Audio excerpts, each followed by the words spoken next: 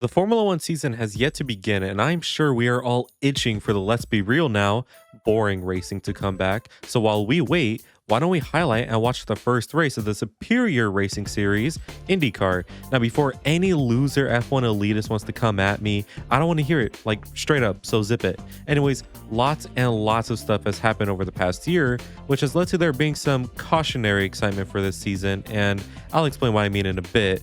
But it is IndyCar. There's always fun to be expected here, especially because we are in St. Petersburg. No, not the Russian one, but given American politics recently, it may as well be the Russian one. And this track always delivers something. Something in the sense of we get peak racing, or something in the sense of these guys just don't know what the hell they're doing anymore. So personally, as of writing on Friday, I'm expecting madness, since last year was a bit tame and there are some returning faces compared to last year that may spice things up a bit, but IndyCar is well and truly back, and I will be reporting on as many races as I can from this season, including someone's live from the track, such as the race in Long Beach, so stay tuned for that. So with that said, join the Discord where you can react to these races live, and subscribe if you're new for $1,000,000. So enough yapping, and here are the winners and losers from the IndyCar Firestone Grand Prix of St. Petersburg.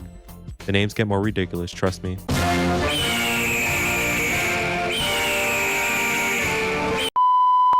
Of course, we need to know why someone is a winner or loser before you rank them, so here's the recap from the weekend and the special bits from the off-season.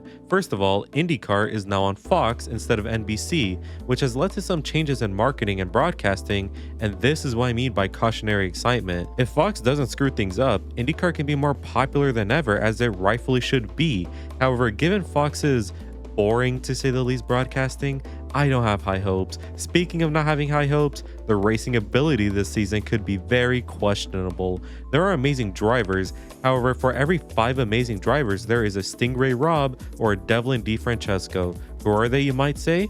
Well, imagine if Mazepin and Latifi merged into one and got cloned. That is who they are. So yeah, Spec Series, Terrorists, and the Fox channel.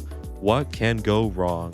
Now for the actual weekend, and we start with Will Buxton, who is now in Indy, giving a preview for the weekend, wondering if he made the wrong decision. So I assume he is just joshing around by saying Stingray had pace last season to find some fun in his new job.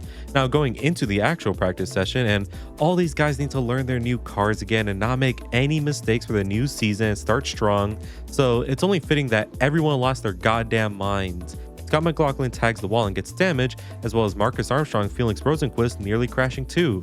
I'm sure this is an indicator for the race.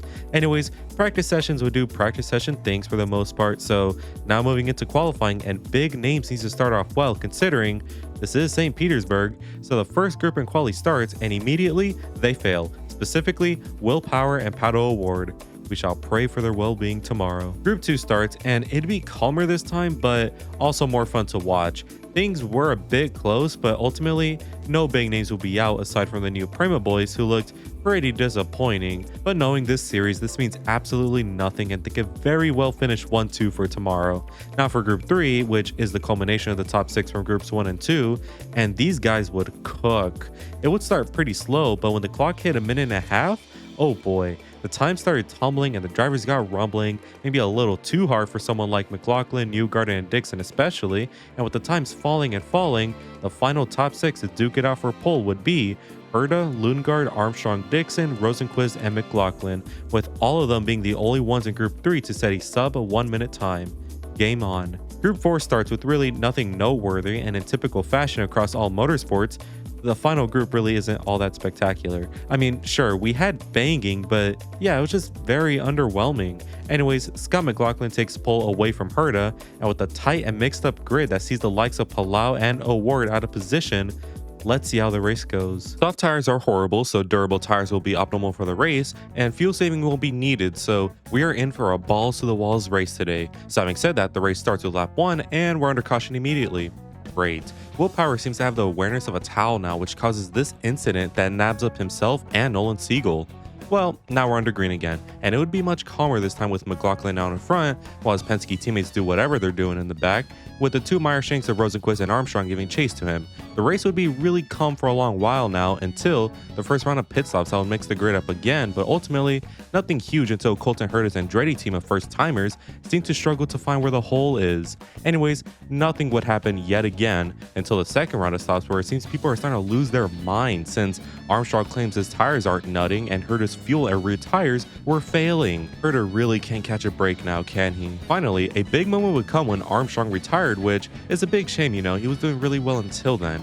More team racing would happen after that, and it'd be calm until the final stops. Crucially, Joseph Newgarden gets ahead of Lundgaard, who was in the front for the majority of the race, which puts him in a winning chance, but McLaughlin, Palau, and Dixon, and many more are still in contention, so game on with 20-ish laps to go. First big stuff would be this move Newgarden did on Dixon, and with Rosenquist pitting, somehow Alex Palau leads with Newgarden chasing. Palau would extend his lead, however he catches up to Stingray Robb, which holds him up and allows Newgarden to catch up, but Stingray is still ahead, which now means Dixon catches up to Newgarden. So thanks to Stingray fucking Robb, the top three is now inseparable with 7 laps to go. Stingray finally gets overtaken by Palau, which of course means he gets out the way now for Newgarden and Dixon, so now balls to the walls yet again. But it's over now since Palau caught up to more back markers, so we're back to traffic paradise, which leads to the race finishing. Palau somehow squeaks the win in St. Pete ahead of Scott Dixon, who somehow got ahead of Newgarden, who finished his third himself.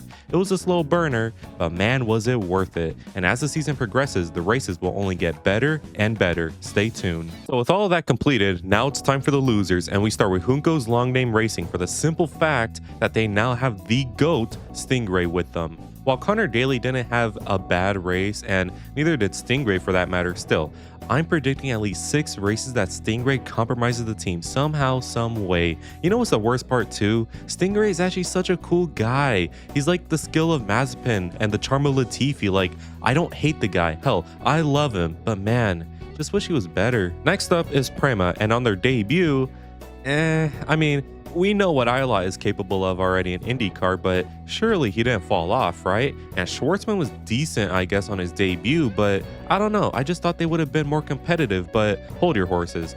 This is just the first race in their IndyCar history. Prema and their drivers still have a chance of being good, so time will only tell for these Ferrari F1 rejects. Next, we have Will Power, and man, just retire, dog. 44 years of age surely is enough time, right? I don't know, I like Power, but the crash today plus the weird instances of poor racecraft last year, just sell it for me, man, get rid of him. The crash with Siegel, as funny as it was, is a big indication that his awareness is in the gutter now. As Jackson Storm said, I'll take it from here. Who's Jackson Storm in IndyCar right now? I don't know, but you get the point by now. Finally, we got Santino Ferrucci because he's just a flat-out prick. Enough reason. Winner's time, and we start with Scott McLaughlin. He is easily top 5 driver on the grid, and dare I say best Penske driver on the grid. And even though he didn't win today, his early performance only backs my belief up.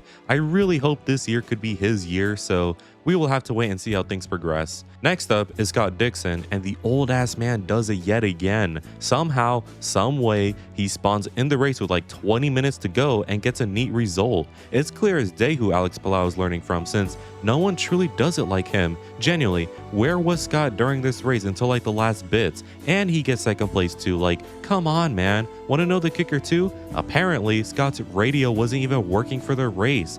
Dude raw dogged his way to a podium. That is generational shit, man, so easy winner. Moving on, we have Christian Lundgaard, and on his McLaren debut, he was really solid, and while Siegel was getting hunted by a 44-year-old man and Ward was doing whatever he was doing, Lundgaard was flying the flag for McLaren. He was staying in the top 5 consistently, which netted him a great result for his first race in Orange. Fuck off, pie elitist. Next up is Alex Palau, of course, since this guy is just an enigma. He could be nowhere in these races, yet somehow will finish top 5 every single race. That is why he is a 3-time IndyCar champion and will likely only obtain more. His ability to lock the hell in and set consistent time after time is amazing, and the fact that his strategy team are geniuses as well only makes him more lethal as a driver. I certainly didn't think he was gonna win, but here we are. Alex Palau starts his 2025 title charge strong already. Now here's something exclusive to the series for IndyCar, predictions. I cannot be asked to do weekend previews for IndyCar, so here are some quick predictions for the next race at the Thermal Club. 1. The race is boring as hell. 2. Palau wins this race. 3. Stingray Rubble knocks someone out the race. 4. Some celebrity bozo will be present. And 5. I got nothing, since nothing about Thermal Club is really exciting.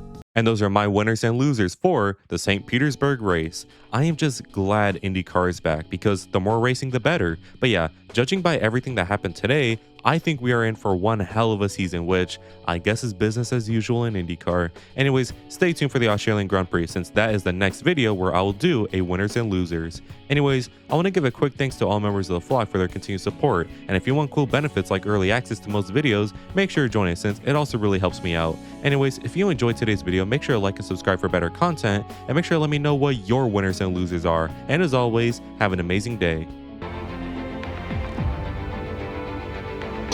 Good weather for the duck.